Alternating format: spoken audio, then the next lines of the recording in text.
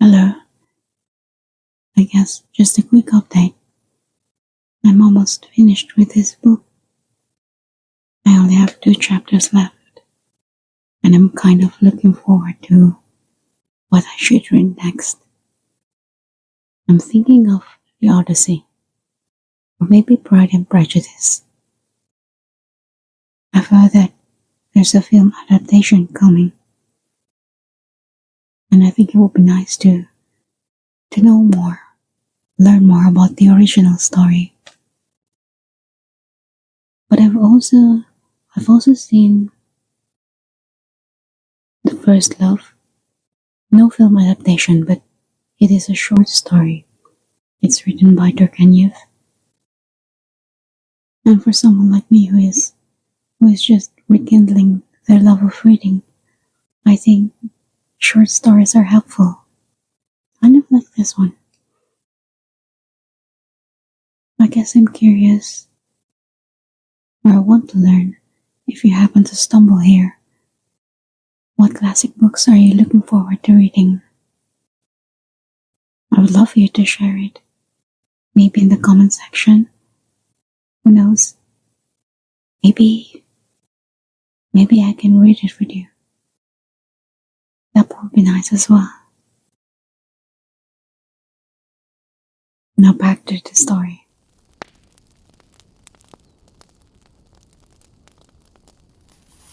Chapter 9.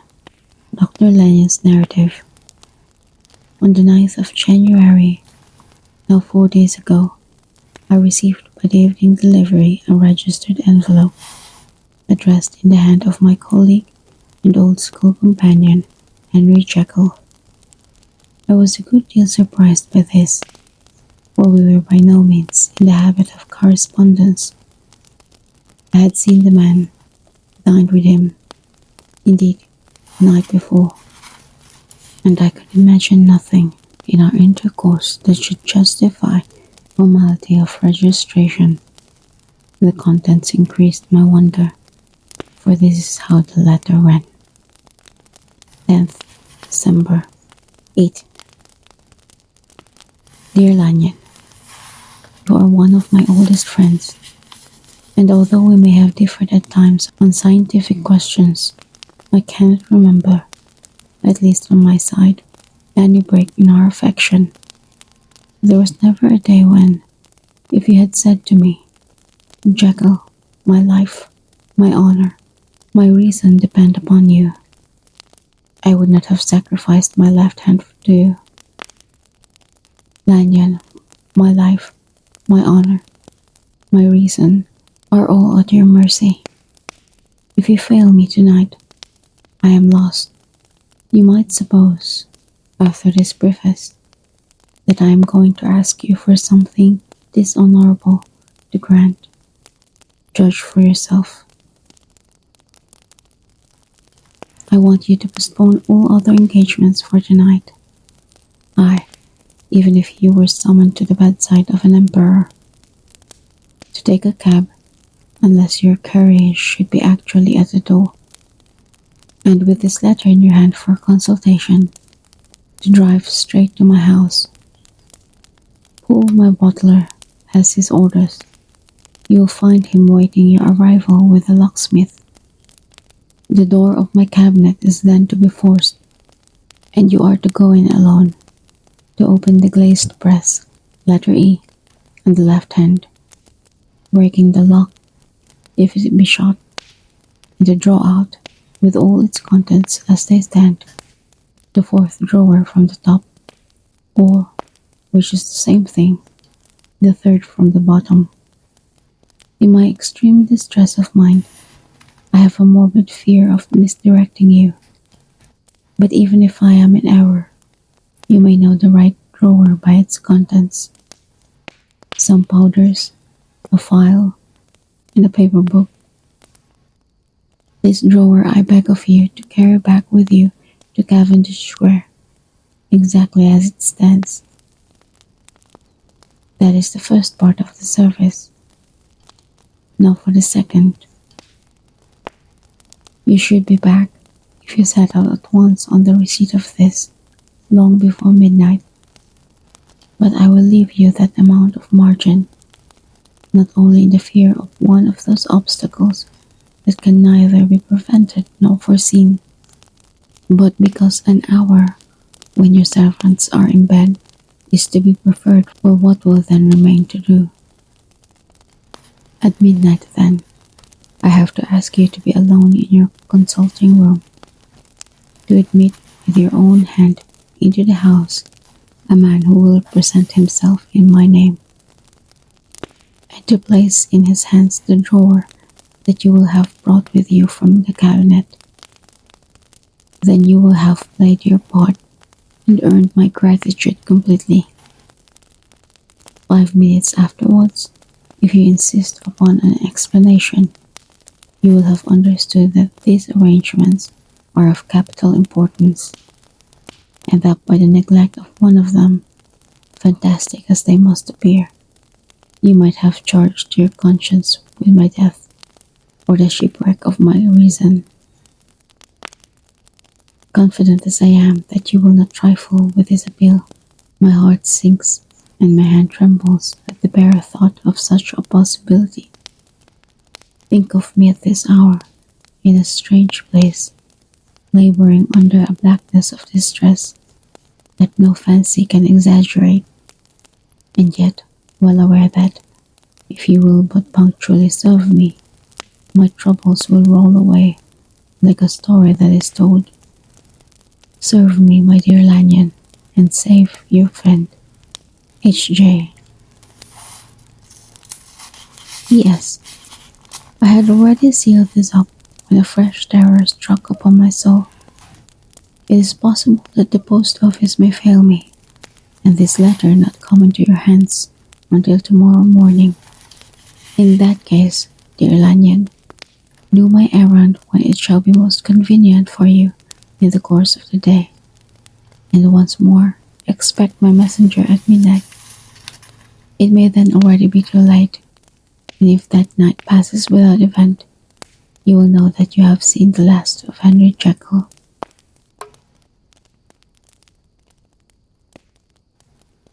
Upon the reading of this letter, I made sure my colleague was insane, but till that was proved beyond the possibility of a doubt, I felt bound to do as he requested. The less I understood of this fargo, the less I was in a position to judge of its importance, and an appeal so worded could not be set aside without a grave responsibility. I rose accordingly from table, got into a hansom, and drove straight to Jekyll's house. The butler was awaiting my arrival.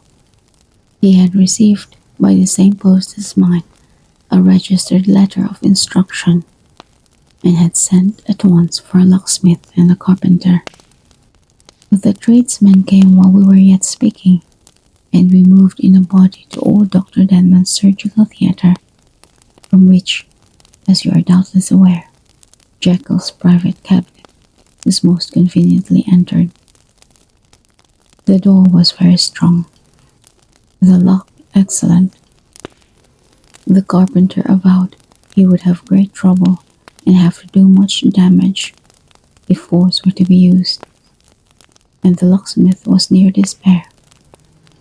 But this last was a handy fellow, and after 2 hours' work, the door stood open.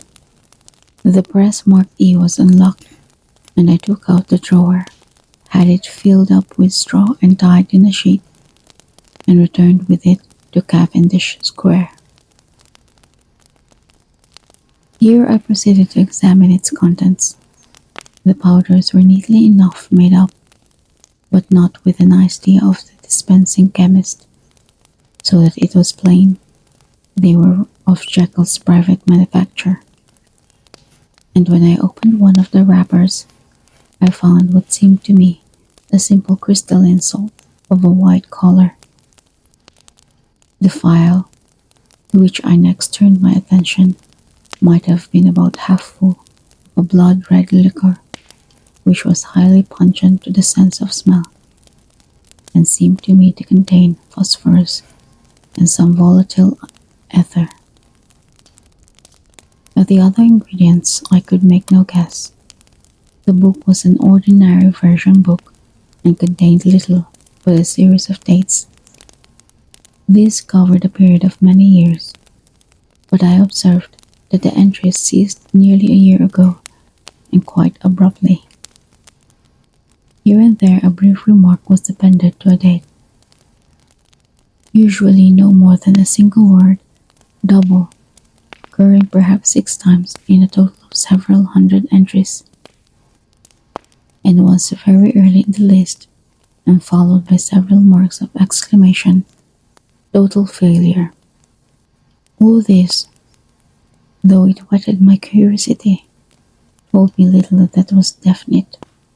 Here were a vial of some sort, and the record of a series of experiments that had led, like too many of Jekyll's investigations, to no end of practical usefulness. How could the presence of these articles in my house affect either the honor, the sanity, or the life of my flighty colleague? If his messenger could go to one place, why could he not go to another? And even granting some impediment, why was this gentleman to be received by me in secret? The more I reflected, the more convinced I grew that I was dealing with a case of cerebral disease. And though I dismissed my servants to bed, I loaded an old revolver that I might be found in some posture of self-defense. 12 o'clock had scarce rung out over London, ere the knocker sounded very gently on the door. I went myself at the summons, and found a small man crouching against the pillars of the portico. "Are you come from Dr. Jekyll?" I asked. He told me yes, by a constrained gesture, and when I had bidden him enter, he did not obey me without a scorching, backward glance into the darkness of the square.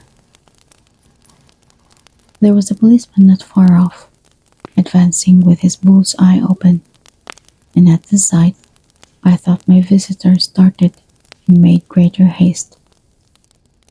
These particulars struck me, I confess, disagreeably, and as I followed him into the bright light of the consulting room, I kept my hand ready on my weapon. Here at last I had a chance of clearly seeing him. I had never set eyes on him before, so much was certain. He was small, as I have said. I was struck besides with the shocking expression of his face, with his remarkable combination of great muscular activity and great apparent debility of constitution, and last but not least, with the odd, subjective disturbance caused by his neighborhood. This bore some resemblance to incipient rigor, and was accompanied by a marked sinking of the pulse. At the time, I set it down to some idiosyncratic personal distaste, and merely wondered at the acuteness of the symptoms. But I have since had reason to believe the cause to lie much deeper in the nature of man, and to turn on some nobler hinge than the principle of hatred. This person, who had thus, from the first moment of his entrance, struck in me what I can only describe as a disgustful curiosity, was dressed in a fashion that would have made an ordinary person laughable. His clothes, that is to say, although they were of rich and sober fabric, were enormously too large for him in every measurement, the trousers hanging on his legs and rolled up to keep them from the ground, the waist of the coat below his haunches, and the collar sprawling wide upon his shoulders. Strange to relate, this ludicrous accoutrement was far from moving me to laughter. Rather, as there was something abnormal and misbegotten in the very essence of the creature that now faced me. Something seizing, surprising, and revolting. This fresh disparity seemed but to fit in with and to reinforce it, so that to my interest in the man's nature and character, there was added a curiosity as to his origin, his life, his fortune, and status in the world. These observations, though they have taken so great a space to be set down in, were yet the work of a few seconds. My visitor was, indeed, on fire with sombre excitement. "Have you got it?" he cried. "Have you got it?" And so lively was his impatience that he even laid his hand upon my arm and sought to shake me. I put him back, conscious at his touch of a certain icy pang along my blood. "Come, sir," said I. "You forget that I have not yet the pleasure of your acquaintance. Be seated, if you please." And I showed him an example, and sat down myself in my customary seat, and with as fair an imitation of my ordinary manner to a patient as the lateness of the hour, the nature of my preoccupations, and the horror ahead of my visitor would suffer me to muster. "I beg your pardon, Dr. Lanyon," he replied civilly enough. "What you say is very well founded, and my impatience has shown its heels to my politeness. I come here at the instance of your colleague, Dr. Henry Jekyll, on a piece of business of some moment, and I understood." He paused and put his hand to his throat, and I could see, in spite of his collected manner, that he was wrestling against the approaches of the hysteria. I understood the drawer, but here I took pity on my visitor's suspense, and some perhaps on my own growing curiosity. "There it is, sir," said I, pointing to the drawer, where it lay on the floor behind the table and still covered with a sheet. He sprung to it, and then paused, and laid his hand upon his heart. I could hear his teeth grate with the convulsive action of his jaws, and his face was so ghastly to see that I grew alarmed both for his life and reason. "Compose yourself," said I. He turned a dreadful smile to me, and as if with the decision of despair, plucked away the sheet. At sight of the contents, he uttered one loud sob of such immense relief that I sat petrified, and the next moment, in a voice that was already fairly well under control, "Have you a graduated glass?" he asked. He thanked me with a smiling nod, measured out a few minims of the red tincture, and added one of the powders. The mixture, which was at first of a reddish hue, began, in proportion as the crystals melted, to brighten in color, to effervesce audibly, and to throw off small fumes of vapor. Suddenly, and at the same moment, the ebullition ceased, and the compound changed to a dark purple, which faded again more slowly to a watery green. My visitor, who had watched this metamorphosis with a keen eye, smiled and set down the glass upon the table, and then turned and looked upon me with an air of scrutiny. "And now," said he, "to settle what remains. Will you be wise? Will you be guided? Will you suffer me to take this glass in my hand and to go forth your house without further parley? Or has the greed of curiosity too much command of you?"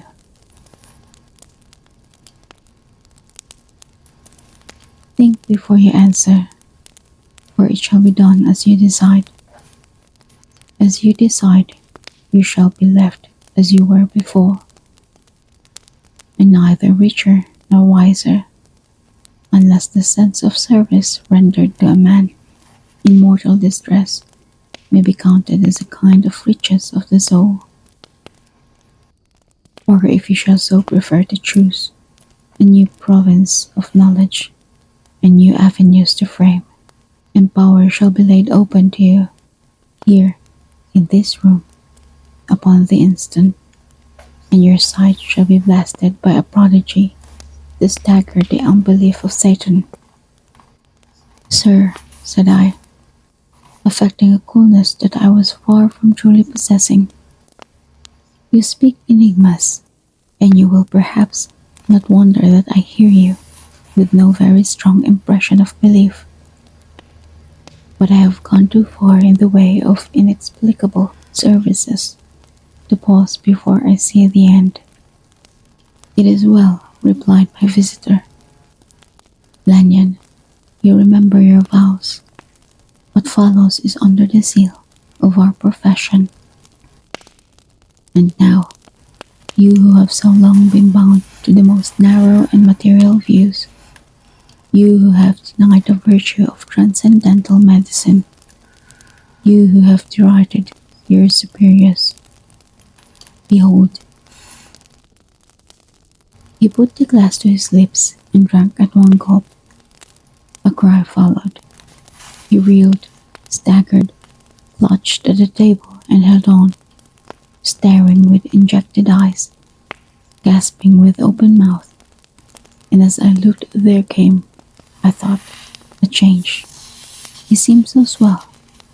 His face became suddenly black, and the features seemed to melt and alter. And the next moment, I had sprung to my feet and leaped back against the wall. My arms raised to shield me from that prodigy, my mind submerged in terror. Oh God, I screamed, and oh God, again and again.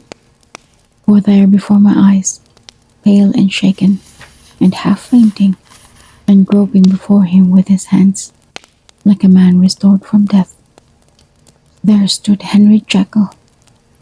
What he told me in the next hour, I cannot bring my mind to set on paper.